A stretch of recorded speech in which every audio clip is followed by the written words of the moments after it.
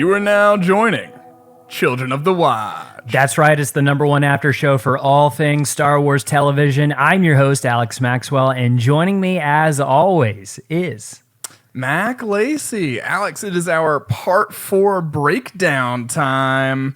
Part 4 of Obi-Wan Kenobi is out, and we're going to talk about it. I can't wait to talk about this episode.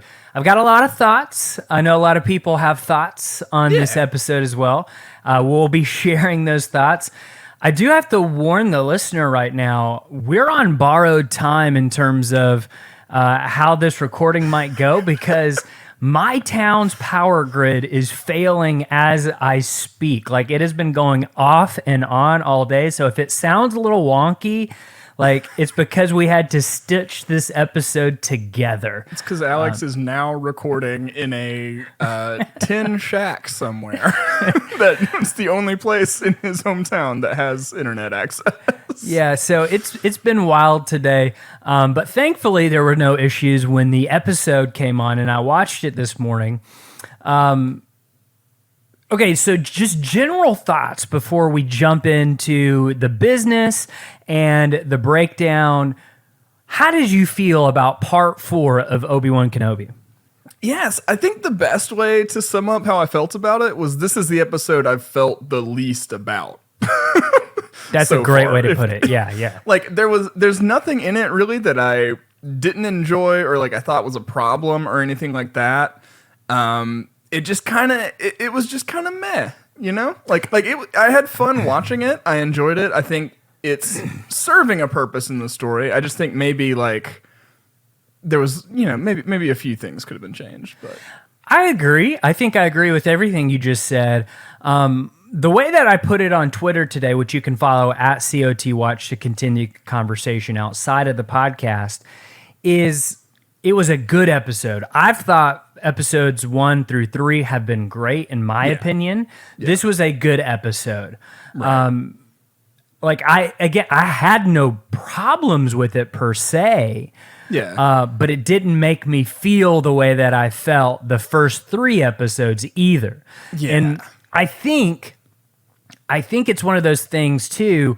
Part 3 was just so big, right? We got a Vader Obi-Wan fight when we were not expecting it. Right. So I think you're right. That's probably affecting the way we went into this episode a little bit. There's probably that at play.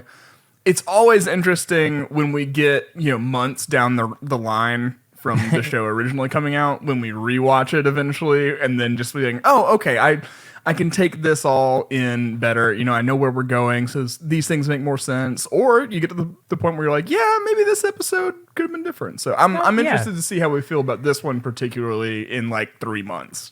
I am too. And there's actually a lot of especially that one scene, the tomb scene, I'm gonna call it. Yeah. That we need to talk about and break down, and who's in there, why are they in there? Are they even still alive? I mean, the impression is that they're all dead, but they look like they're in Ember, kind of like Jurassic Park a little bit. So we need to talk about that and who those people are and what it could mean for the future of Star Wars, really. And then I've got some Grogu theories that I want to throw out there. I'm we're going to have to tie this into The Mandalorian because that's what we do. And then also, I want to talk about hero of Star Wars, Wade. I can't wait to talk about him. And of course, a lot of other things coming in. So I'm super excited to break this down. But before we jump into the breakdown, let's do some business. You can follow us on our social media platforms, Twitter and Instagram at COT Watch, to continue the conversation over there. It's a lot of fun.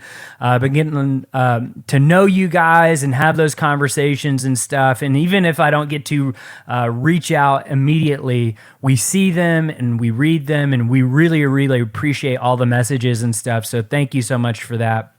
And then if you want even more episodes of Children of the Watch, you can join our Patreon, patreon.com/TheMandalorianWatch, where you can get bonus Hello There hotline episodes, as well as our back catalog of all our commentaries and extra bonus episodes we've done for the Book of Boba Fett and The Mandalorian. And then you can also go to keepthewatch.com for some of our merch. We've got a sweet Hello There t-shirt, and you can use the code Hello There, all capital letters, to get free shipping in the U.S.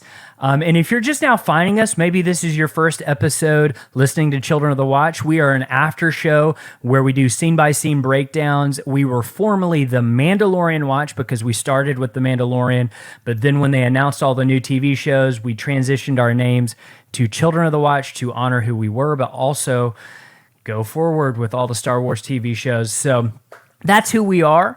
And if you can't support us on Patreon or anything like that, no big deal. What you can do to help us out is give us a 5-star review on Apple Podcasts, Spotify, or wherever you listen to the podcast. That would go such a long way for us. And tell your friends about us because we want everyone to join in on the fun. I think that does it for the business. Is there anything that I missed there? Not that I can think of, but I could be slacking at this moment. Could have been off in space for the last 10 seconds. You don't know. I'm not telling.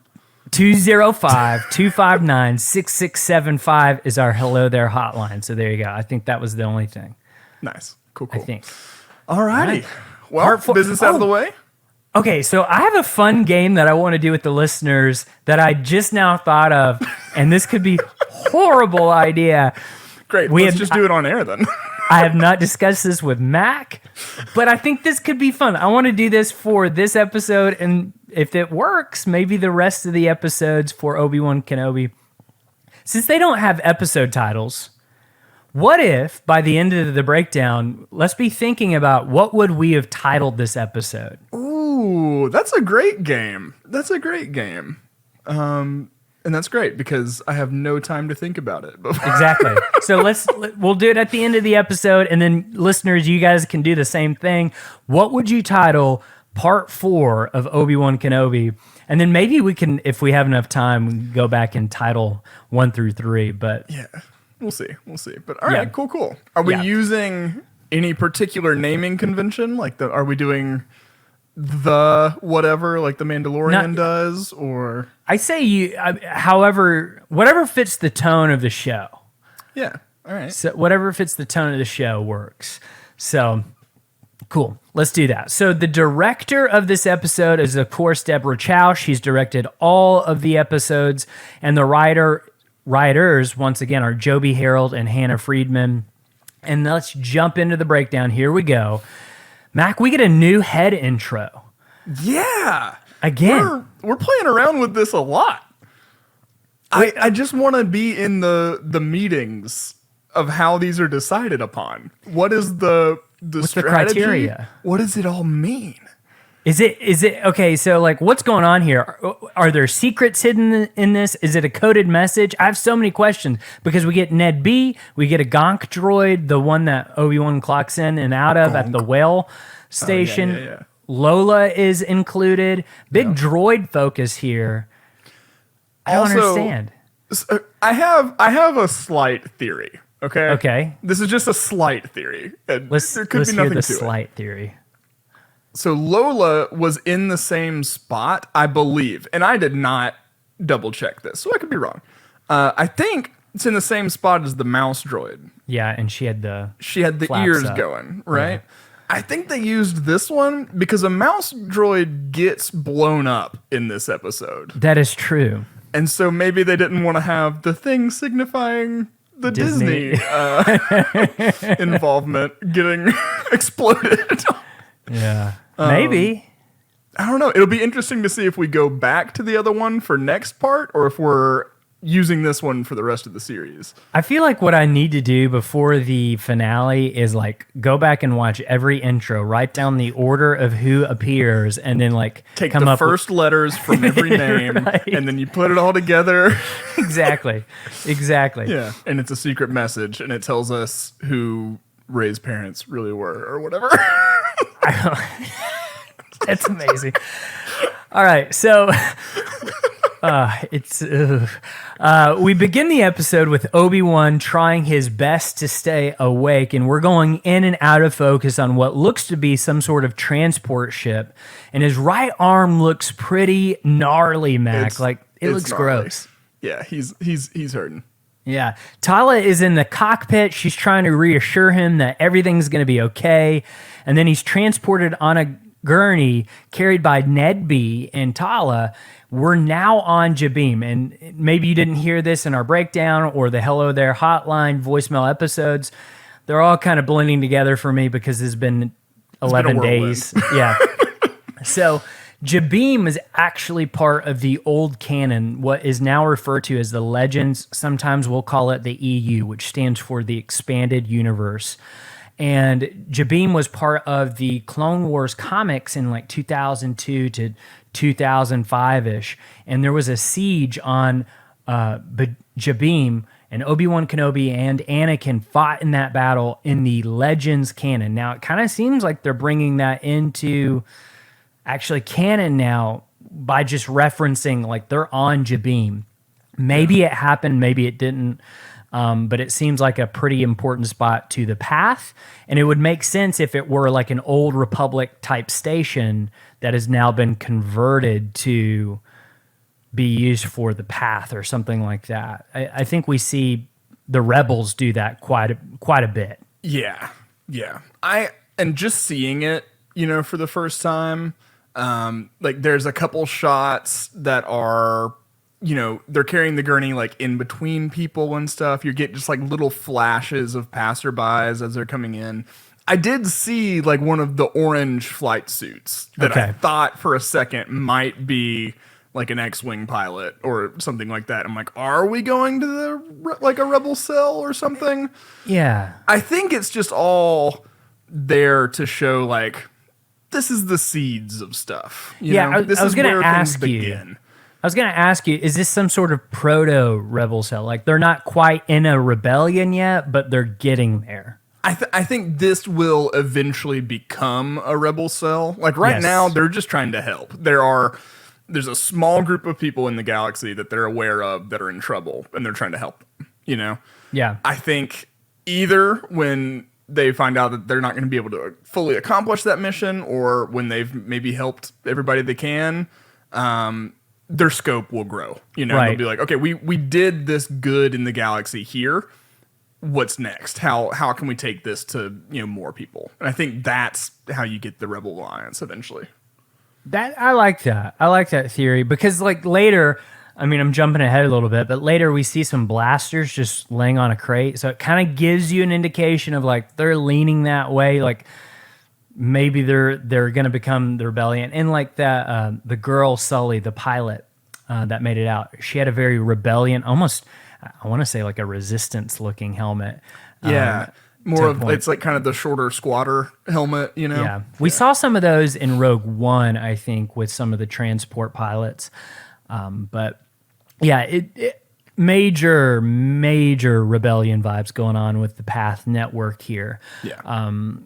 But I really, really love this idea. There's so many good stories that could come out of this idea of the Path. Yeah, for sure. I mean, they're already kind of.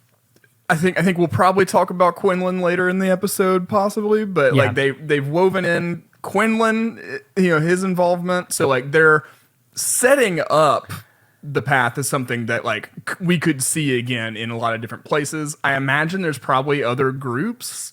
Like this isn't the only group that's involved with the Path, maybe. Right. But yeah, I definitely think that is ripe for storytelling as far as like. Let's see if any other, notable Jedi we know came through the Path. Let's see, how this does eventually develop into the rebellion. And well, I mean, I think we could just go ahead and talk about it right now. Then I do feel like maybe potentially Grogu has gone through the Path at some point. I mean, it's like 50 years. He's a 50-year-old kid. So, that doesn't mean he was always in the Empire's possession. He could have gone through the Path and then at some point end up with the Empire much later down the line. Yeah. And, because their whole goal is helping Force-sensitive children. And he's a child. He's the child. I feel like they might be giving us a little bit of hints and clues of maybe Grogu has gone through here. Yeah. No, I like that theory. Yeah. So maybe that's the story that we're going to revisit next involving the path. Don't you think we're going to get maybe a Grogu origin story in like Mando season 3? Maybe not Mando season 3, but at some point we have to. Yeah. And I wanted to talk a little bit about, should Obi-Wan Kenobi have a season 2 at the end of this? Mm-hmm. And one of the things I want to talk about is, I don't know if Obi-Wan Kenobi should have a second season, but the ideas that are presented in this can continue on with a Quinlan Vos lead. Yeah. Spin it off, baby. Exactly. And that's how you could get like a Grogu origin story in that. And have that connected. That would be just kind of a cool connection there. Maybe we'll see some of the path being set up by the Bad Batch. I could see them involved. Great, because I mean they're kind of some of the only clones that still have the same opinion of the Jedi that they did. You know? Right. So that'd be very cool to see.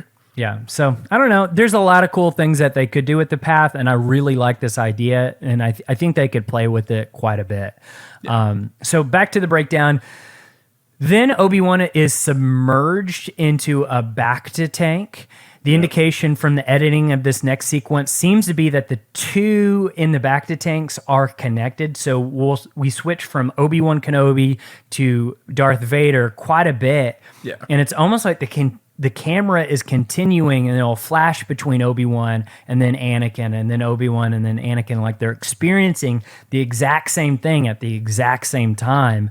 Yeah. So I wanted to ask you, like, I know these are flashbacks that he's reliving from the previous episode, and Vader seems to be like relishing it. Is this something that's happening to both of them in the Force? Is there like some sort of connection, or is that just clever editing? Yeah, so Star Wars always gets tricky because, I mean, I think on the surface, it's definitely clever editing. I think it is intentional storytelling. You're setting up the parallels, and then you're also highlighting the differences. Like when you go to Vader's arm that's truncated, and then you continue down kind of the empty space until you cut to Kenobi's hand. Right. So they're highlighting similarities, highlighting differences. To me, I got it more as just a character or story beat rather than like they're in this moment having a Force connection, like a Kylo Rey situation. Got it. Okay. Just because we hadn't seen that happen until Kylo and Rey, and like the sequels make out that to be kind of a very special type of connection, if that makes sense. So I don't think they're like communing with each other or anything like that in this moment. I think it's just a great way to show where the characters are at and to highlight kind of and reinforce what happened last episode. That makes a lot of sense. I mean, like, and I really love this scene because you see how much pain Obi-Wan is in, but then like Vader is like relishing in it. It's like he's like feeding off of the pain, like in a weird way. And like you can notice his eyes are still yellow and Sithy and red and stuff. Yeah.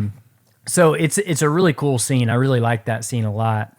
But then Obi-Wan jolts awake and pulls himself out of the Bacta while Tala yells at him not to, that he's still not healed. And Tala informs him that his body still needs more time and that they're on Jabim and they're safe. But Obi-Wan wants to know immediately where Leia is. And then we cut to the fortress Inquisitorius.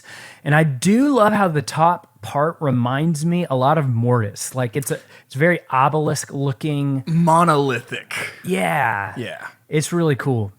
And so inside, Leia tells whoever will listen that they can't keep her there because her father is Bail Organa and he's a senator. I like that. Man. That's exactly what she would do, though. I love it because in that line, you're showing who she is as a person, right? Like she's about to give somebody the business, right? But you're also seeing how naive she is of the world at this point. So I love it. And she even goes on to say that she's a princess of Alderaan, which is a novel by Claudia Gray, by the way. Yeah, it's good. Yeah, Reva enters, amused at Leia demanding things, and Leia is insistent that Obi-Wan will come for her, but Reva lies and tells her that he is dead. Really good acting here on Vivia Lyra Blair's part. Yeah. She really does look upset by that I thought news. this scene was actually two of the better performances we've gotten from the show in total. Like, yeah. I thought Moses Ingram, and then I'm just going to call her Vivian because it's a lot to remember. But yeah, Vivian Lyra Blair. She did fantastic. Like, both of them, this was it's a quieter moment. There's not any action stuff going on. It's just cutting back and forth between their conversations. You really got to focus the work they were putting in. And yeah, I think both of those performances were just outstanding. I agree. So then we cut back to Jabim, where Obi-Wan has some new digs. It's more of a prequel Jedi robe outfit, a little more tan than white. You got to think that maybe are those Quinlan's robes or like another Jedi that's been helping out with the path that they just kind of left there. They all, like, Talia also was kind of dressing in Jedi-esque clothing as her streetwear, so that might just kind of be the style. Yeah. I'm just now thinking about, because like I'm thinking about Jyn Erso's mom, who dressed a lot like a Jedi. Just randomly it popped into my mind. I wonder if she was involved in the path at all. That's a great question. I mean, That'd be cool. I think it would have been really hard. We know from the book Catalyst that like a lot of during this time, a lot of their time was spent like on lockdown at like science facilities and stuff. So it might be a little difficult for Lyra, I think. Lyra or so.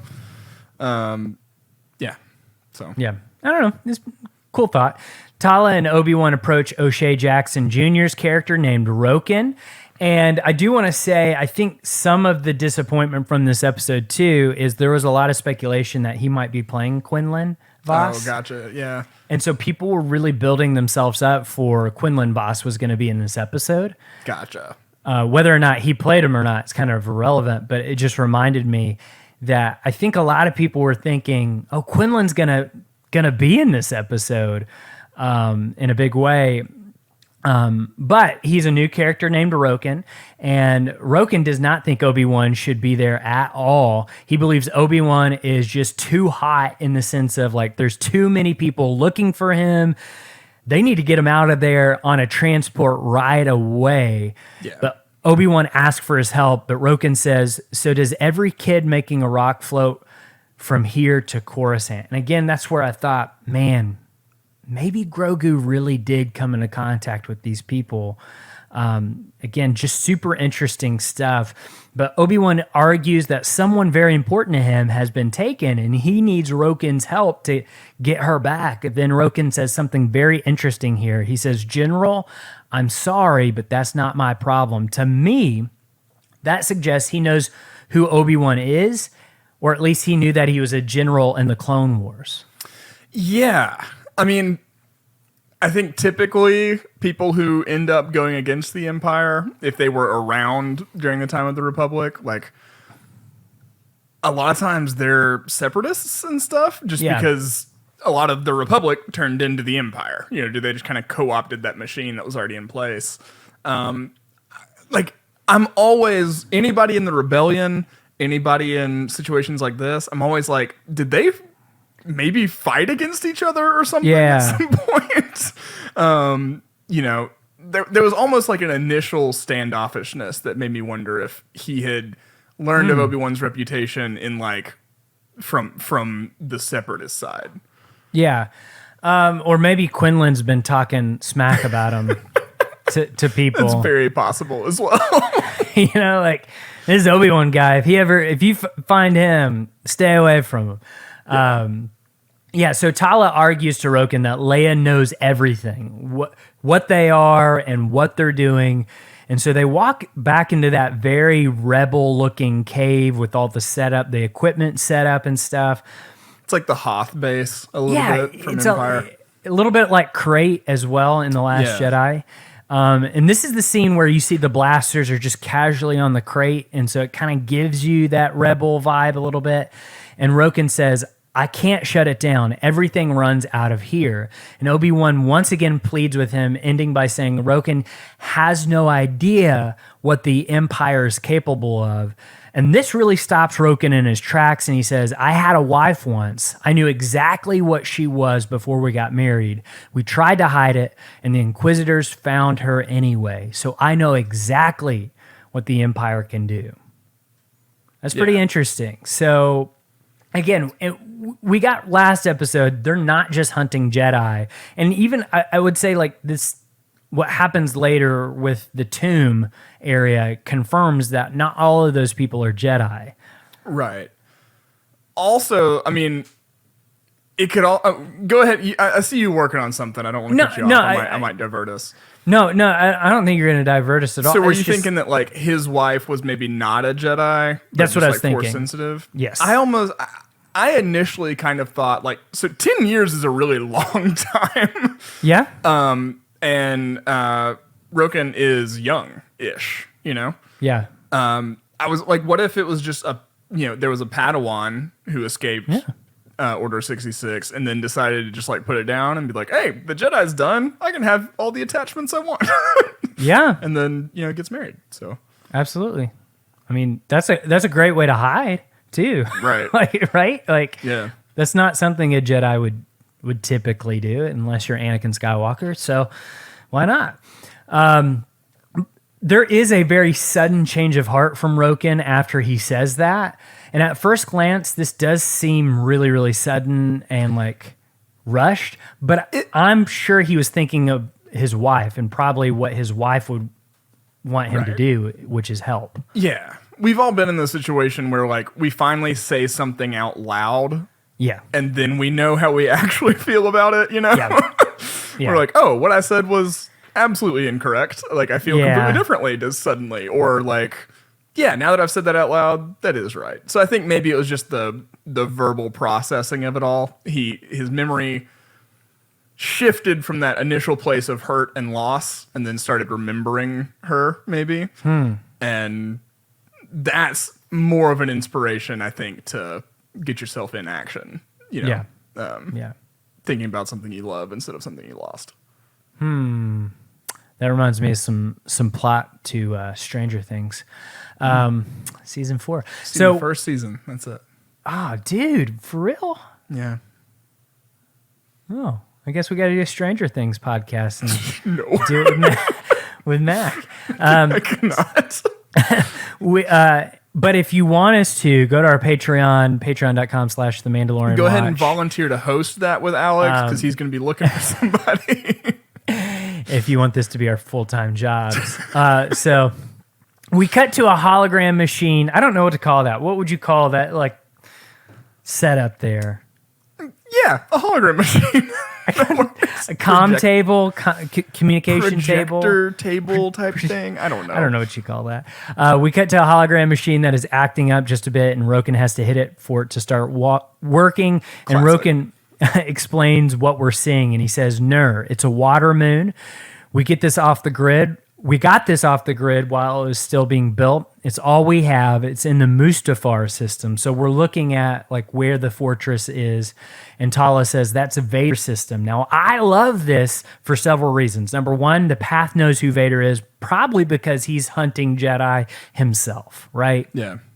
Two, it reinforces what we see in Star Wars Rebels later, like when someone's taken to the Mustafar system, they're told it's where Jedi go to die. Yeah. So Mustafar is just Star Wars' Mordor. Yeah, that's exactly what it is. Yeah, I think that's the best. I think that says all I need to say about that. That is exactly what it is. I love that. So Obi-Wan asks if Vader is there, but Roken's intel shows Vader is still on his ship and close. And that's another indication that this is a future rebel cell. Like, they've got spies. Like, they've got people telling them things and stuff. So, like, it's already there. Intelligence. Yeah. Fulcrum, maybe. Then we get a new character named Wade, just saying the name Fortress Inquisitorius like he's an extra in The Rise of Skywalker. Just like, exposition. I choose to believe he is the father of the guy Charlie from Lost that's just randomly in The Rise of Skywalker. Snap.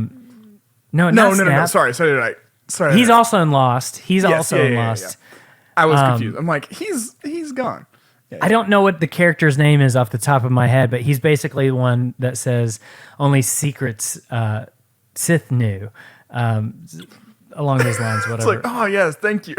Yeah, thank you, Charlie thank you from for Lost. providing that information. So the girl Sully, the other pilot, angrily replies, "It's impenetrable, Wade." Gosh, stupid Wade. Wade, come on, get your head in the game. Don't you know? Everybody knows it's impenetrable. Keep your mouth shut at the meetings, Wade. No one wants your input, Wade.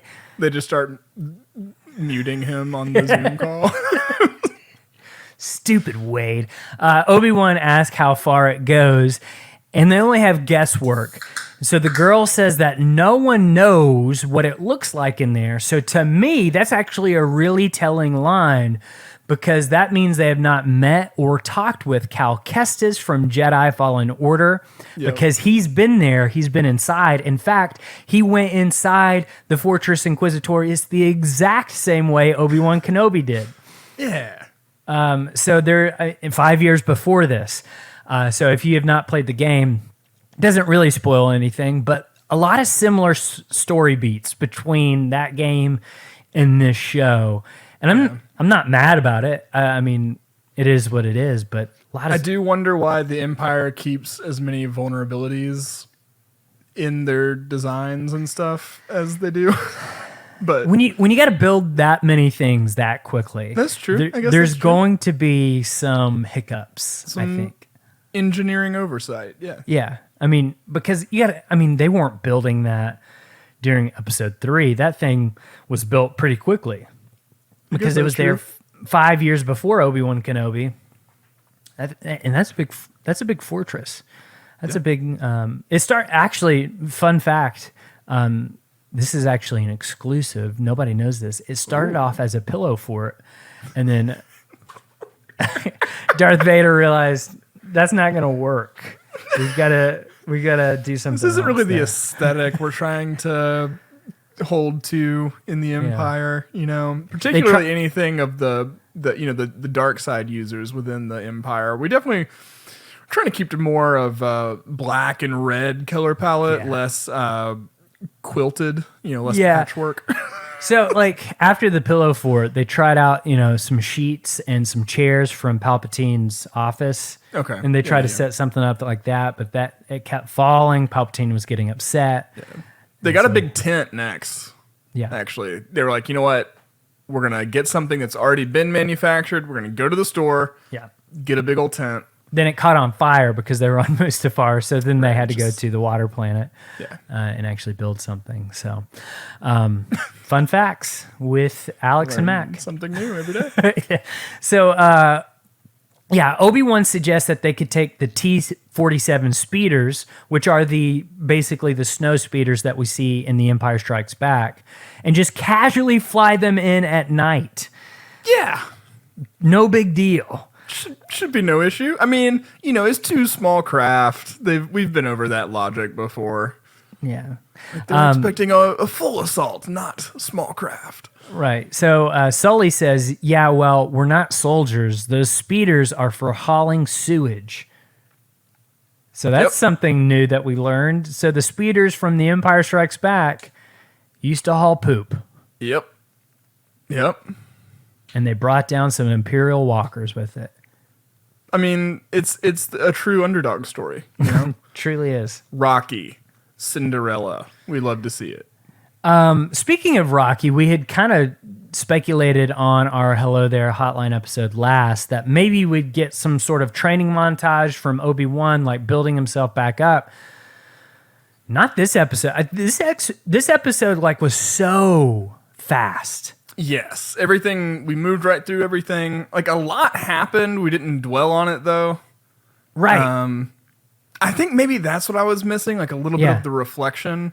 And I've had people tell me today, like in the office and stuff, they're like, oh, it felt too slow. There wasn't enough action. Like, that's not what I'm talking about. No, I'm talking about, like, we developed the story real quick. Like we took what we assumed was going to be like the back half of the series, which is the rescue of Leia. Yes. And then we just got it done, right?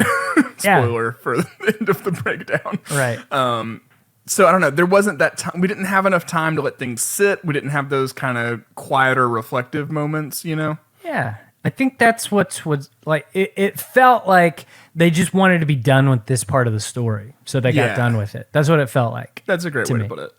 So Tala then says that she'll go with Obi-Wan and that they'll use her clearance to get inside. And Obi-Wan wonders if it still works, but they'll just see when they get there. So we've got a plan, or at least kind of a plan, at least. They're just kind of doing this as they go, which is a classic, classic Star Wars thing. Yeah.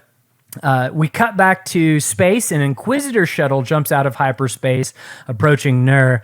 And on board, Obi-Wan is trying to pull a device to him in the Force, but he's having a rough go of it. It's not really coming directly at him very quickly. He's out of practice, and Tala was just watching him. You can tell she's worried, but Obi-Wan assures her that he's going to be all right. And then she says, "Your body is not the only thing that needs to heal, Ben. The past is a hard thing to forget, and you just need time, that's all." Obi-Wan counters, "Some things can't be forgotten." Okay, and so I want to pause right there. I think this is where Obi-Wan still needs to grow, because it's not about forgetting what happened, but instead forgiving yourself and moving forward. Yeah. I agree with you. I think this is one of my criticisms of this episode, and it's not a harsh one or anything, but like, it seems like Obi-Wan by the end of it is at least gaining some ability with the Force back and things like that. You know, he's just kind of right back into it seemingly this episode. And so you pointing that out was good for me, I think, because that does, he's still, just because he's like up and moving and infiltrating places and stuff again, you know, running ops, doesn't necessarily mean he's like back in the like the spiritual philosophical fight, you know? Right. I 100% agree. So Tala suggests trying to forget it if he actually does care about Leia. And then back in the interrogation room, Leia sits cuffed as Reva speaks to her. And we learn that they intercepted a transmission from Balnab, which is a reference to Clone Wars. We actually have that from the Clone Wars last year, and that there was a lot of talk of a secret network called the Path. And then Reva admits thinking that it was a lie, and then holds up the wood from the safe house from the previous episode, the piece with the Jedi symbol on it. Yeah. And she says that they've actually found a safe house in 2 systems, and then she slams the piece of the wall down, making Leia jump a little bit. And Reva wants to find out where they went, but Leia wants to know how Obi-Wan died first. And then Reva just says, "He burned to death on Mapuzo." Just come on, full stop. You don't tell a 10-year-old that, right? Even if you are interrogating them. I don't think Reva cares. She does not care. Reva tells her that the people that they're looking for just left them to die. So just go ahead and tell me where they are, because obviously they don't care about him. They don't care about you. Everything can be over and she can be home with her family if she just tells them where the path is. And Leia decides not to crack and says she doesn't know anything about the path, clearly frustrating Reva. And then we cut back over the oceans of Nur, approaching the Imperial obelisk.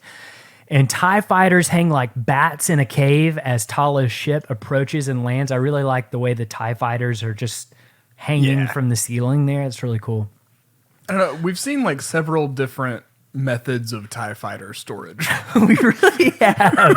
It's the most unique thing in Star Wars. It's like, how can we store these a different way? I have to imagine 30% of the Empire's engineering core is just devoted to TIE fighter storage. That's why there's so many loopholes in the engineering, is because they're focusing all their time and effort on where can we put these TIE fighters? Yeah, forget sealing up these exhaust ports and stuff. Got to put more TIE fighters in here, baby. Okay, can we talk about how shiny the floors are, Mac? Yeah, they are. They're so shiny. What is the life of a janitor like there? I Imagine the stuff they've seen. I would imagine you don't keep that job for very long. It just seems like the kind of person that some Inquisitor or Sith Lord or something at some point will want to take something out on, you know? You hear screaming, you're like, I'm going to clean that up later. I'm not going to clean that up right now. Post a position on Indeed for Imperial janitorial staff. Which Finn was a part of. Finn was part of that. Indeed. Tala walks through the facility, clearly nervous. She gets to security gate and is stopped immediately by that floor security chief.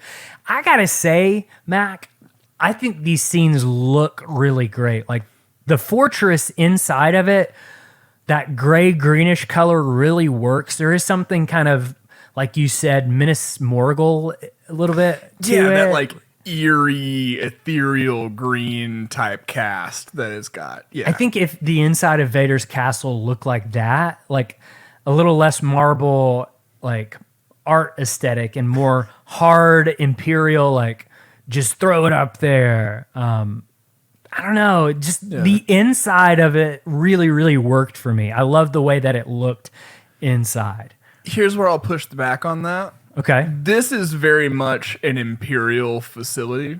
Yes. So it should look Imperial. Yes. Vader's castle is Vader's castle. That is true. It should reflect the... What's that mask, that Sith Lord that was possessed in the mask that helped him design it? Starts with an M. Momin. Yeah, I think that's right. Momin really liked marble. Yeah. Momin marble is what I guess it would probably be. I wonder if he did the interior design as well as the structure. Can you just imagine the ghost standing next to Vader? I don't know about this. Going to Lowe's and looking at paint swatches. Galactic Lowe's. This doesn't really work for me. What about you, Vader? It's like, Vader, you're really more of an autumn. I think we should go with stick to earth tones for you. This will really make your goggles pop. Those red goggles pop. So let's put this here. Tala waits tensely as they check her clearance, and the chief won't let her through because this is not her sector. But then Tala finally turns on her Imperial side, and she just undresses him in front of everyone, and he immediately cowers. I love this scene. She even name drops the Grand Inquisitor, which indicates to us like nobody else knows what happened to him. Everyone, I guess, thinks he's okay. And she says she has classified intelligence and then just walks on through like she's supposed to be there, which I think is like what it's most people... Yeah, you just act like you're supposed to be there. Yeah, if you can walk with confidence, you belong. Right. And I just got to say, her character is really, really cool. Like, it's very cool to see this type of character. Typically, we see like the Imperial turned rebel, but then they've left the Empire. Agent Callus, that type of thing. I love that she's still in it. Yeah. Yeah, she's undercover. Yeah, it's really cool. It is really cool. So later, Tala sits at a long row of computers that only have like 4 buttons. I don't know why the computers in Star Wars, like, you just press 4 buttons over and over again, but I think it's like they're so advanced, most things are like touch or they just read your mind or something, but you still need like 4 buttons for ease of use to like address the human side. Yeah. Like how I still have a phone with a home button. I need a button. You need a button. You just like buttons. Yeah. So she uses a comm link to contact Obi-Wan, and then we cut outside underwater where Obi-Wan swims through the murky depths. And Tala overrides an entry port for him, and he enters just like Cal Kestis did in Jedi Fallen Order. And inside, a stormtrooper hears something and then enters through a door to see Obi-Wan, and Obi-Wan takes him out. And he reports that he's inside. And then we cut back to the interrogation room where Reva is using the Force on Leia, but it doesn't seem to be going the way Reva hoped. Yeah. And Leia even says, "Is this a staring contest?" Which is so good. They do such a good job of writing Leia, because it's both exactly what like Princess Leia, who is really just Carrie Fisher. Yes. Like her personality really captures that, but as a child. Yeah. It's like, you're like, is this a staring contest? That's something a child would be familiar with. And like, Right. but it that. works for the situation. So when Reva drops her arm, Leia does gasp, indicating that it was hurting. So like she felt it. She felt her like probing her mind. And Reva acknowledges how strong she is. And then she goes on to say, the braver you seem, the more afraid you are. And then as Reva says that, Lola floats silently out of Leia's pockets. Now, before I continue, I do want to, do you think Reva knows like she is force sensitive, like Leia's force sensitive? That's a question I had watching it. Is like, does she sense that? Does Leia even know what she's doing? That's a great question. It also kind of, so we know a lot of the Inquisitors have limited affinity with the Force, to some degree. Like they're not full-fledged like dark side users, right? They've only kind of been taught and have practiced what they need for their particular role. I wonder if Leia is like a naturally stronger Force, like if she's just more Force sensitive than Reva. I would imagine that she is. I mean, she's kind a of like Skywalker. She's got to have Luke is over 9,000 midichlorian count, right? Well, kind of even like Rey. Like Rey just like knew how to do certain things and she wasn't really sure how. Yeah. Okay. So back to the dialogue, what she's saying. Reva's saying, the braver you seem, the more afraid you are. And so Lola's floating out. And then Reva continues, I learned that at a very young age as well. And then the audio description describes Lola about to attack Reva, but Reva stops the droid with the Force and then examines her. We do get a little bit of insight into Reva's past here. She says, I had a droid when I was younger too. It was taken from me like everything else. So that could be a few things. Yeah. That could be she was a child and had a droid, and then the Jedi decided to like discovered her being Force sensitive, and she was taken from her family, in not like a menacing way, but like as a child, I could see where you could not understand the situation, Right. Like even if her parents were all for it and everything, like as a child, that's got to be hard. So maybe she just like never quite got over that. Or as a Jedi, she had a droid, which doesn't seem likely because like they don't have possessions. Right. I guess Anakin Kind of has droids. I mean, in Obi-Wan had R4. Right. But I don't know. It's weird. Yeah. It seemed more like she was looking at Leia and like remembering herself as a child, and having a droid. That's what it seemed like to me. Anyway. I do feel like this was the episode to reveal her full backstory, not just keep hinting at it. This is the one because then that would have gave this episode a little more oomph that I feel like it's kind of missing. Yeah. It's like we get the answer to Reva's backstory here. I don't know if it needs to be drawn out all the way to the end. I think it would be fine to learn who she is and what her motivations are, or at least partially, like at least learn who she is. Maybe not what the motivation is. Right, right here, like this could have been that moment, but they decided not to do that. Yeah, I figured this was going to be like a much quieter episode for Obi-Wan. Like he just got beat.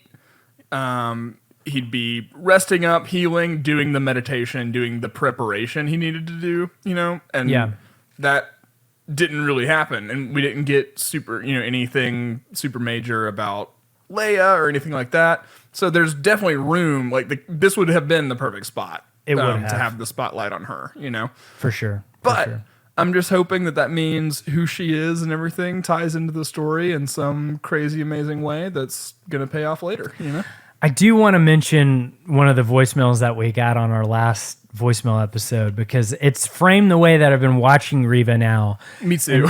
And so basically one of our listeners, Kim, called in and said, what if the reason she's trying to get to the position that she's trying to get to is not to be Vader's apprentice, but to get close to him, to kill him, because she wants vengeance on him for some reason, which would be a very cool, very Sith thing to do.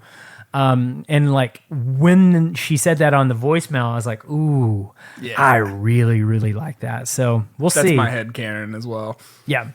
We'll see. Back in the terminal room, Tala looks through the layout of the fortress and she comments oh, whoa, we got some weird things going on here. And Obi-Wan avoids a seeker droid in the hallway.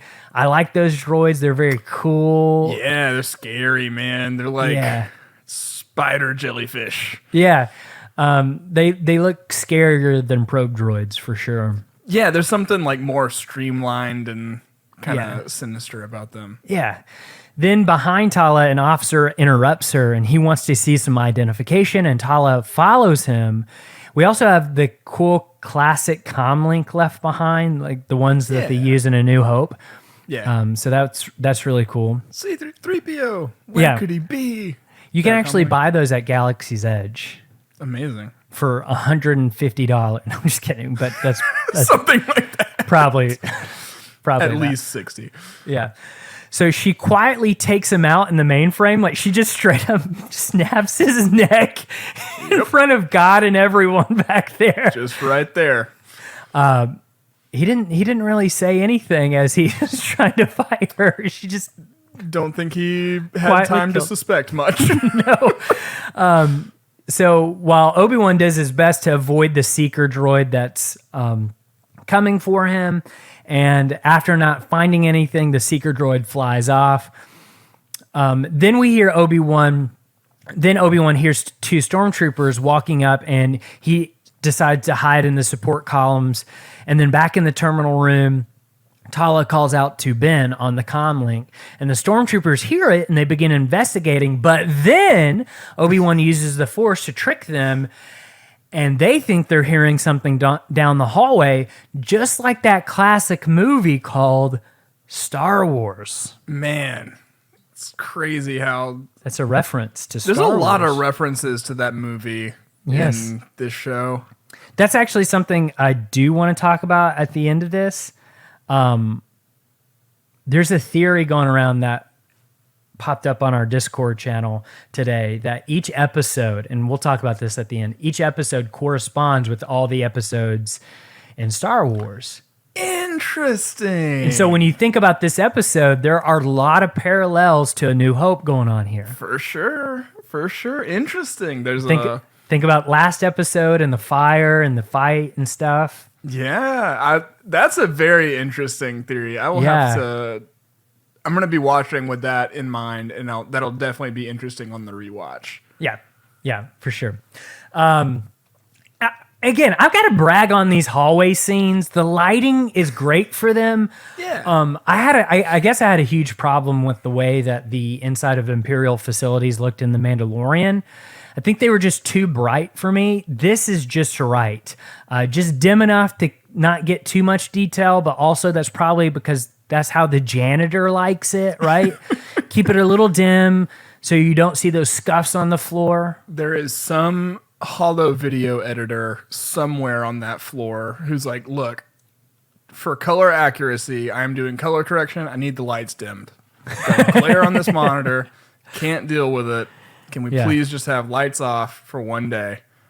And then it just happened to be the perfect day. Yeah. Well, it looks so good. I really like these hallway scenes.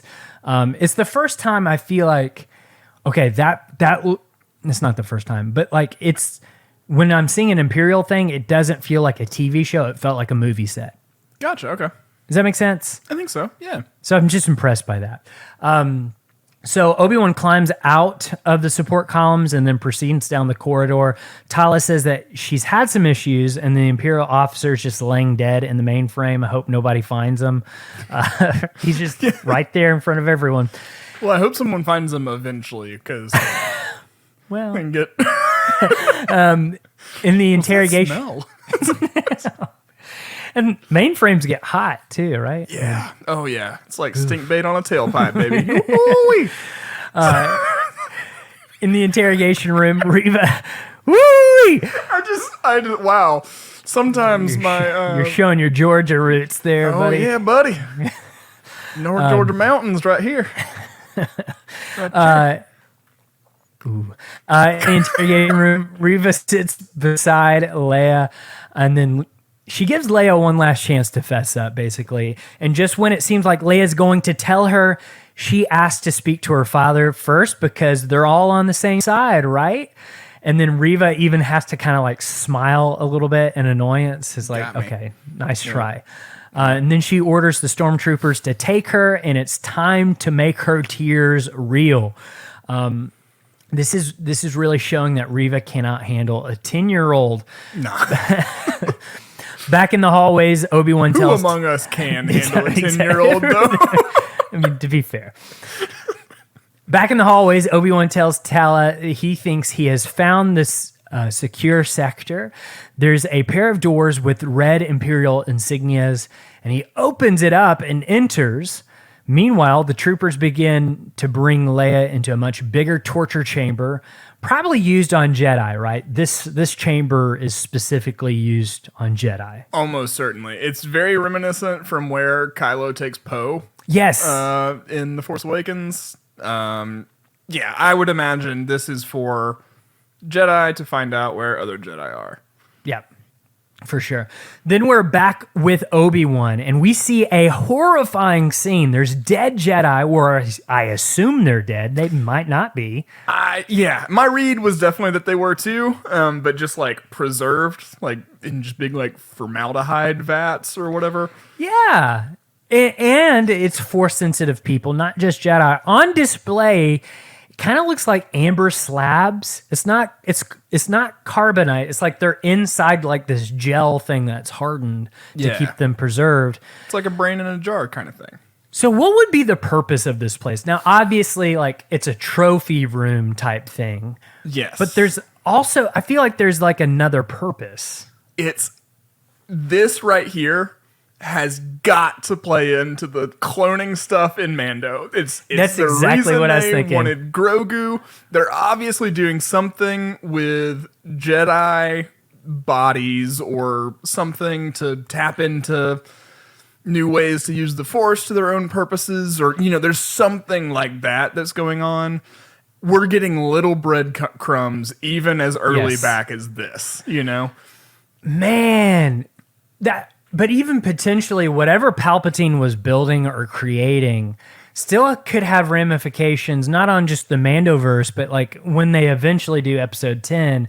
And honestly, looking back, this is probably what they should have done with episode 9 of like the creations that Palpatine wrought. And if they've not all been found in the release, that could cause huge problems. Yeah. You know what I mean? Like he's doing some weird experiment stuff. Something is going on. There's a greater purpose. It's definitely tied in with Dr. Pershing from the Mandalorian, Grogu. I think maybe that ties it into Snoke in some, because we kind of think that Snoke is tied up in that. Right. And then I think ultimately kind of Palpatine culminating in Rise of Skywalker. Yeah. Which, maybe that we've been making fun of the line, somehow Palpatine returned. Well, this is the somehow. Maybe this is the reason that was left vague. I think maybe that's being generous, but we'll see. Well, that's the cool thing. That's the opportunity that they have is like they can go back and make that cool of like, this is how. And so I do definitely agree. Like there is something about this that in my mind, I immediately started thinking Grogu. Like this is why they wanted Grogu, for the very same reasons they're keeping their bodies preserved, is because they want to do something. They're exploring something with, like they got to keep their full body intact for some reason. Yeah. Maybe Palpatine's going to try to eventually revive them and make them like soldiers for the dark side or something. I don't know, but like, it's a creepy room. It also reminded me of Star Wars Rebels when they go and they think they're going to go rescue Luminara and Dooley. Yeah. This kind of reminded, maybe she was in one of these and then they took her body out, and that's what we kind of see in that episode. I believe it's episode 5 of season 1 of Star Wars Rebels that happens, but pretty. We also talk about it in our Jedi Survivors of Order 66 episode, so you can check that for more info. We also talk about Jedi Coleman from the Jedi Council. We see what looks like an Angry on the right when we first see what's actually inside this room. Yeah. And then there's a guy with dreads on the left. And I'm not going to lie. At first, I thought it was Quinlan because, like, when I think Jedi with dreads, I think Quinlan Voss. Right. I think Kit Fisto. I don't think it was Quinlan. But there's like two layers. Like there's two layers of the people preserved in this amber goo thing in that room. And then Tala asks, Ben, what is it? And he's taking it all in. He's shocked and disgusted. And he answers as he looks to his left, I think I found out what they're hiding down here. This place isn't a fortress, it's a tomb. And then the camera pulls around to show Tara Sinube, a Jedi from the Clone Wars series. Yep. And the episode that he was on mostly was an episode called Lightsaber Lost. And it's when Ahsoka loses her lightsaber and she's kind of assigned with this older Jedi that we see right here in the Ember to go and basically crack down on crime in Coruscant. And he teaches her how to like be a Jedi without a lightsaber. But he has a lightsaber too that's in his cane. Yeah. It's really, really cool. He was also in the High Republic books that take place about 200 years before all of this. So he's an older species. Yeah. So really cool to see him, but also very sad to see him. Yeah. You hate to see it under these circumstances. Yeah, but it's still cool. It's a cool deep cut. Like I like that. Yeah. So back in the torture chamber, Reva says Leia will tell her what she wants to know as the machines begin their process of booting up. And we cut back to the tomb. And there's a guy with a square hat in the Ember, square hat guy. Yeah. Everybody knows square hat guy in Star Wars. Huge character. Maybe the most important character. There's a guy with a fur coat. They got fur coat guy, Mac. Terrible. That's how bad things have gotten. They got the fur coat guy. Man, if anyone was gonna make it, it was gonna be fur coat guy. And that's his name in the universe, fur coat guy. Everybody knows him as that. In the torture chamber, Reva warns Leia that this is her last chance. And then back in the tomb, Obi-Wan stares up at a woman. And they really focused in on this woman. I'm not sure who this is, but the way it's framed, it's like we're supposed to know. But then I started thinking on the second watch, is this possibly Roken's wife? Yeah, it could be. Maybe. I don't know how Obi-Wan would know that, but he wouldn't. But like, it's like the way it framed it was like we were supposed to know who this was. Yeah, I mean, I think that's what I took it as. It was just like it was more for us than Obi-Wan, like the camera cue, For sure. I don't know. It's interesting. It's interesting. Back in the torture chamber, or wait a second.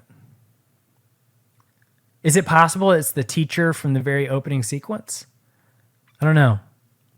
It could be. Maybe. So back in the torture... I think it is. It could be. I think it is. That's another clue then, because when we get to the end of this tomb... What if it's the same person? What if that's Roken's wife? Ooh. Never know. That's interesting. Back in the torture chamber, Reva is fed up and yelling at a 10-year-old. Leia says she'll never tell her, and Reva turns something very sinister on. And then back in the tomb, we see Poncho Woman. Huge fan of Poncho Woman. We're just really getting the character names. Just so many characters are getting names this episode. Yeah. I saw a lot of people speculate that this woman was Sarah from Jedi Fallen Order. That is not her. I don't know nothing about Jedi Fallen Order. Haven't played it. Then he grimaces at the sight of a youngling frozen in the amber slab, and they still have their helmet on and everything. So my question is this a child from the opening sequence? Yeah. So this child's inclusion raises some questions, right? Because they didn't hunt this child down unless this is one of the ones that escaped and then they hunted them down shortly after. I would imagine this child would have taken the helmet off sometime between I mean, you would imagine and getting caught. You would imagine that. So like, is it like... What if Reva turned him in? as like almost like an access point of like, I've got this person. It could be. Now bring me in. And then they just included the helmet for us. That it's a visual clue, basically. Yeah. No, that definitely makes sense. I mean, he's not going to be in the amber with his lightsaber, I don't think. So they put the helmet on. Maybe he's really self-conscious about his head, and he liked to wear a helmet. Got a bad haircut. I know something about that right now. Then it looks fine, Mac. I like it. You don't. So I had to change sides that I flip it on because this side looks somewhat normal. The other side, not good. No bueno. No, I'm sorry. Then Obi-Wan hears Leia's scream, or did he sense it in the Force? That wasn't really clear in the way the episode presents it because, like I was saying earlier, down the hallway, or does he feel it in the Force? Star Wars is tricky because you can never tell if something is the Force doing something or if it is storytelling. It's also a gray out for us. Like, oh yeah, that wasn't storytelling. That was the Force. Wink, wink. We are winking on the video. If you're listening at home. Yeah. So he asks Tala for a distraction because he hears it, and she gets up to do something. And just as the torture machine is about to start torturing, an officer walks in to stop the process, saying that this could not wait. Reva looks annoyed, and we cut to the conference room where Tala waits. Reva enters from behind, and Tala explains that she's identified the path, and they operate out of Florum. Now, Florum is also a Clone Wars reference. That's where Hondo Anaka is from. Yeah. Who is, if you've been to Galaxy's Edge, he's the one that greets you at Smuggler's Run. He is a Weequay that looks like a raisin. He's very fun. He's the Jack Sparrow of Star Wars. He's the best. Yeah. She awkwardly explains that she has all the info on them, and Reva doesn't believe it at all. Back in the torture chamber, the lights go out. Very cool scene. Yeah. And Obi-Wan plays a little Batman, taking out the two troopers with his saber. I like the scene a lot. That's really cool. It was a way that he used the environment to his advantage, to overcome being outnumbered. We've never really seen stormtroopers attack directly with a lightsaber before. Not like this. Not like this. Not in a live action thing. I think, obviously the sequels, they have that, but those aren't the original stormtroopers, right? Like these guys are. So Leia's super excited to see Obi-Wan's alive, and they leave quickly as Reva begins questioning Tala in the conference room. And Reva wants Tala to admit that she's a spy, and to her surprise, Tala does. She says that she spent 2 years undercover, and she promises that they're on Florum. And Obi-Wan and Leia are then spotted by a seeker droid. Reva wants Tala taken to interrogation, but before she can be taken, alarms begin blaring throughout the fortress. Reva leaves them behind to hunt for Obi-Wan. In the hallway, Obi-Wan yells for Tala into his comlink. It goes off in the conference room, forcing Tala to take out the stormtroopers escorting her. Yeah. And Obi-Wan and Leia are cornered between stormtroopers and the seeker droid, and Obi-Wan fends them off. You're starting to see Obi-Wan become Obi-Wan again. Right. Through these scenes. Yeah. I also love that like communication is not super convenient during this scene. Yeah.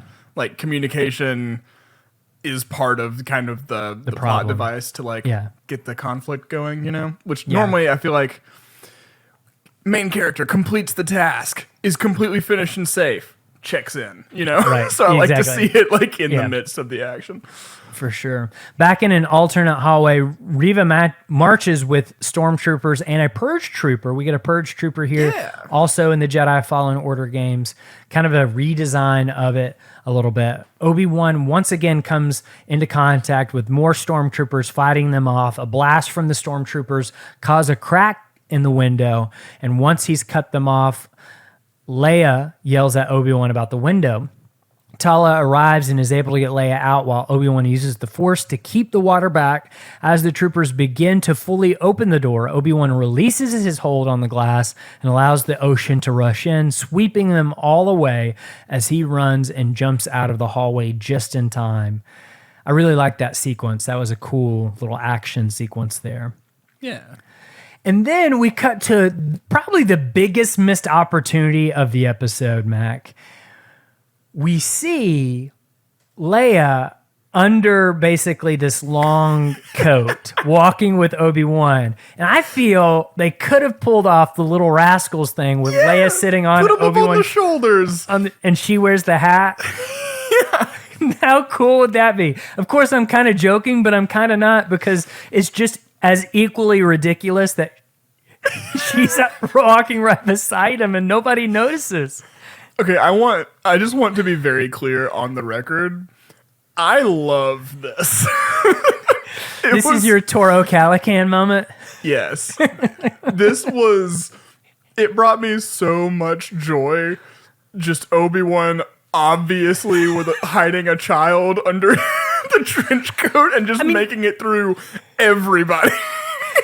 She could at least held onto his chest, make it look like he had a paunch belly a little bit. Yeah, she's poking out. I love it. It's over the top. It's ridiculous and it's fun. I loved it. How fun would it be notes.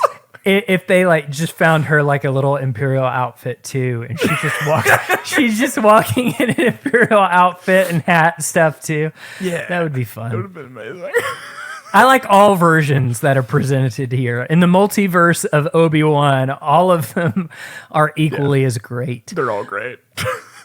Leia walks... There was not a great way to do that, regardless. There's not. Maybe hiding her in a cart or something. I was thinking that, or in a droid, like a hollowed out astromech or something. But that takes too long to explain. Yeah. So yeah, she's kind of poking out a little bit. They walk right past the fifth brother, ordering for everything to be shut down, and then says Reva will pay for this. They barely make their way onto the landing platform, and no one sees them. Nobody has noticed them throughout this whole thing, walking very obviously with a child. But then Reva yells out, "Traitor, a child and an old man, was it worth it?" And then they're totally surrounded by stormtroopers on all sides. But then suddenly they hear something, and they all turn to see two T-47 speeders swoop in for the attack. And in the chaos, Obi-Wan and Tala shoot their way free. Reva chases after them as one of the airspeeders lands to let them in. Reva is suddenly stopped by a second airspeeder. It's Wade. Wade, who should not speak at meetings, saves the day. He doesn't even have to say any exposition. They couldn't get in otherwise. Now, I will say, I don't like how the speeder can hover like a TIE fighter, but that's a really minor thing. I don't... Yeah.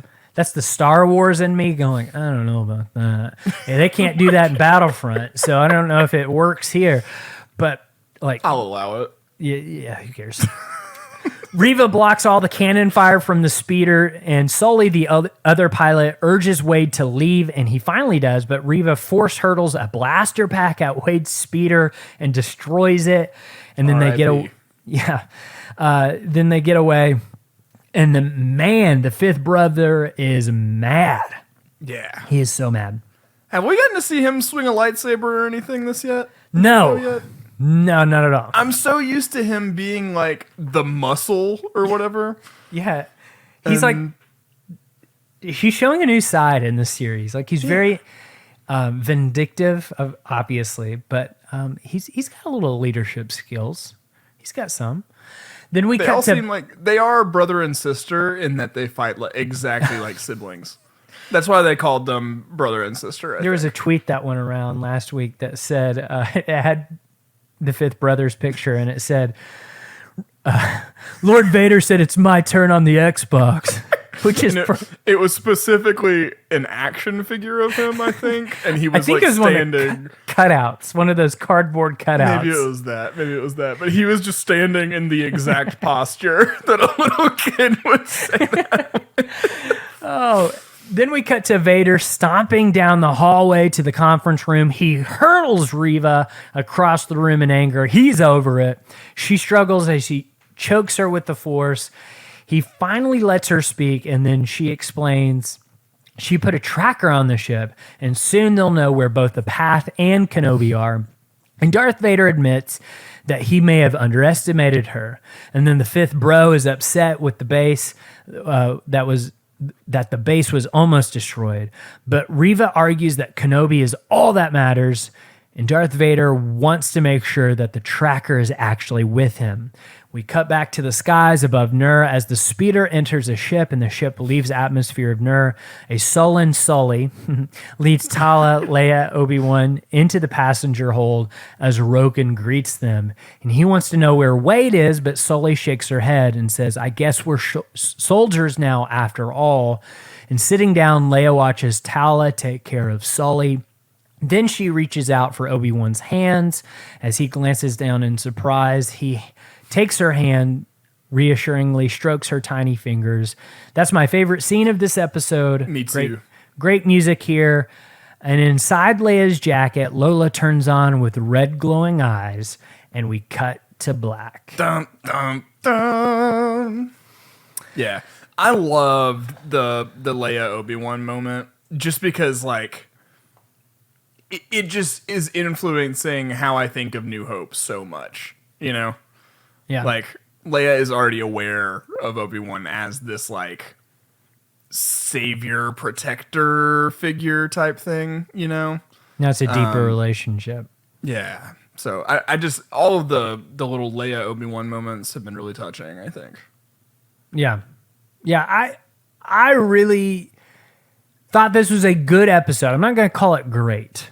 Yeah, it was fine. It was a good episode. Glad. I would have rather had this episode come out this morning than no episode at all. I'll tell you that. Exactly. So, okay, before we talk about anything else, have you come up with an episode title for part 4? My mind is kind of stuck in Mandalorian mode with these. So this is like the rescue, like something like that. I don't know. I also think it would, like, one word titles would work really well for this, like Obi-Wan Kenobi, : Yeah. Then maybe, like, I was almost thinking you could name each episode after, like, individual parts of, like, the Jedi Code or something. Okay. Like, as you progress through, Sure. you know? Sure. I don't know. I don't have a great answer for this. I'm hoping that our listeners can come up with one better. I don't do you either have any because ideas? I don't either because, like, it literally just came to me as we started recording that might be a fun game to play. If you had told me that I would have done that before too. I was listening and talking for an hour and 15 minutes, I know. I would have been able to come up with something probably, but Yeah, and maybe it'll come to us, but I do want to jump into this theory that I was seeing on our Discord that you can get access to through our Patreon. So, okay, this is how it goes. The Millennial Falcon posted this. Great username, by the way.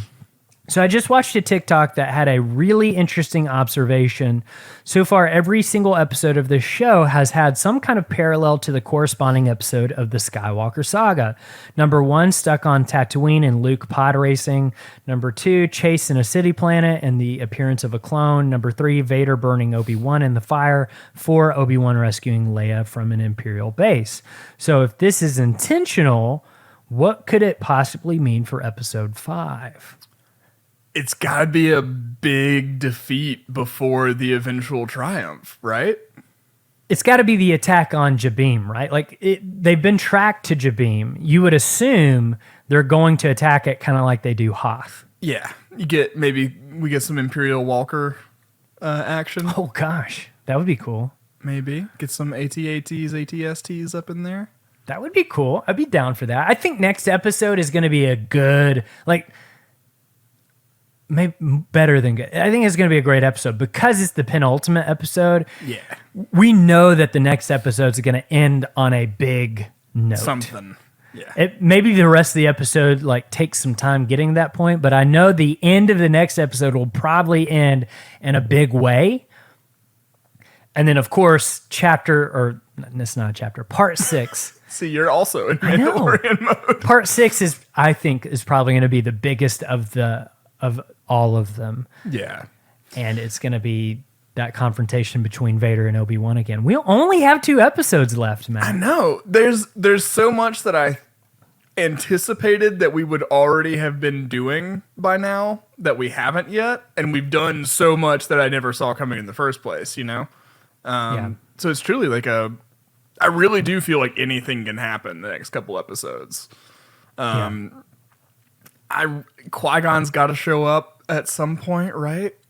We haven't really gotten any kind of inkling. He's got to. And I think maybe that was part of it too, is like I was hoping maybe for a little Qui-Gon, like reassuring Obi-Wan, you can do this. But like, again, we both did not realize that they were going to do this plot line so fast. I thought this would be a next episode leading into the finale. The finale episode. This would be part of it, but they've got different plans. So, okay, let's talk real quick before we wrap up here. Do you think there's been a lot of talk that they've greenlit a second season of Obi-Wan Kenobi? A lot of rumors going around. Here's my thought on that. We heard a lot of similar things about the Book of Boba Fett when it was in the middle of premiering. Yeah. And then we've heard nothing else about that after the fact. Right. Partly, I think what you cannot do... We even saw this with The Last Jedi, and they pre-announced Rian Johnson's new trilogy of Star Wars movies. Yeah. Part of what I think Lucasfilm's strategy is sometimes is to let these things kind of grow on their own of like, yeah, maybe that's rumor, maybe that is happening, to see, number one, what the reaction is, but also, number two, you can't squash that in the middle of it happening or right before, because then it puts like this, like, oh, we're not confident enough type thing to do another one. And you don't want to display you're not confident to do another season. But my question isn't whether or not that, they could do it. They absolutely could, and I'm sure they could come up with a cool story. The question is, should they? Yeah. Just my initial knee-jerk reaction, it makes me nervous. This has felt like such a big tentpole event. We've been talking every episode how it feels more cinematic. It feels more like there's higher stakes and everything like that. I don't know if you can keep that up, like that feeling up for another season of this show. Yeah. I think you lose that like kind of singular nature. I also feel like this is going to sound like harsh criticism of this episode, and it's not. But after watching this episode, I was like, yeah, there doesn't need to be a second season, because it felt like in this episode,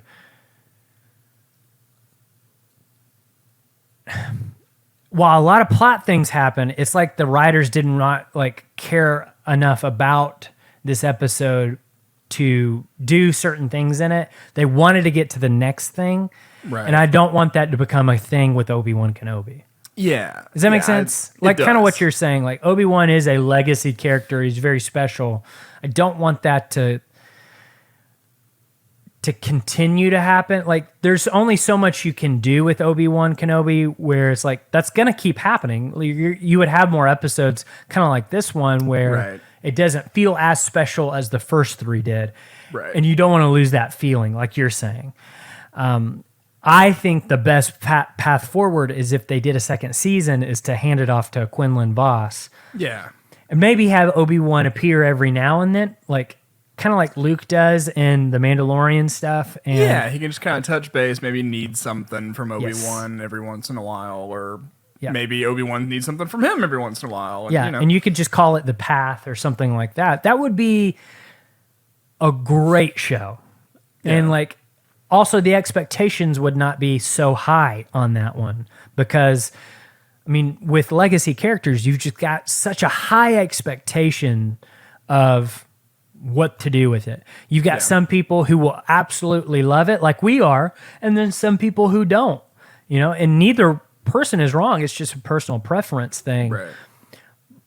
But like stories like Rogue One and The Mandalorian, where it's original characters that are driving the plot, to me, that has had the most consensus of like people love that the most because there's less expectations on it and you can do more. Just like less baggage and exactly. Obi-Wan is such a important character just to the franchise as a whole. And I mean, he's one of the first ones we ever met. You know, if you look at all the characters that are in Star Wars now, and you look at just the characters we met in New Hope, that's a small number. Yes. You know? Yeah.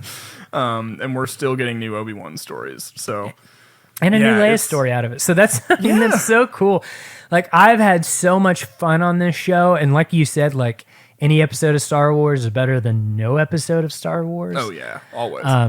So I get the criticism of this episode in particular, but I'm super hopeful. I think the next one is going to blow our socks off. I think it's going to be incredible. I do think that there's going to be a big battle in it. I think that they are going to follow them to Jabim, and we're going to see a confrontation again, and then that's going to lead us into the finale, which is going to be huge, which both Hayden and Ewan have said that's their favorite script of all of them. So I can't wait to see. Yeah, I can't wait to see how all this wraps up. We only have 2 weeks left, so I encourage us, let's just enjoy it. Call into the Hello There hotline. Get your thoughts and theories in. What did you think about the episode? What do you think about a season 2 of Obi-Wan Kenobi? Should there be an Obi-Wan Kenobi season 2? Because there is potential. You could do a story there and pull in Darth Maul. There's Maul stuff there. The next 2 episodes of this season could completely change my mind. Exactly. Right? If they give us the story that could be told, you know, in 2 seasons. Yeah. Right. But originally this was designed as 1. So I think that's where both of our hesitation comes from, is like, oh, you're playing with fire a little bit. This was supposed to be like a special thing. Right. So I definitely more leaning towards just keep this what it was intended to be. Continue the path. Otherwise, continue the path story, because I think a Quinlan Vos Tala story, legit. I would watch that all the time. Yeah, that would be really, really cool. So I don't know. So call into the Hello There hotline. Give us your thoughts and theories. 205-259-6675. That's 205-259-6675. This has been fun. I hope you guys have had fun digesting the show, processing it, speculating. Maybe it's got your mind working a little bit. You can go back and rewatch it with some fresh eyes. It's going to be fun. We only got 2 weeks left. For sure. So you can catch us in the Hello There hotline episode coming sometime around the weekend or early weekish. And then we'll be back with another breakdown as soon as part 5 of Obi-Wan Kenobi comes out. But until then, keep the watch.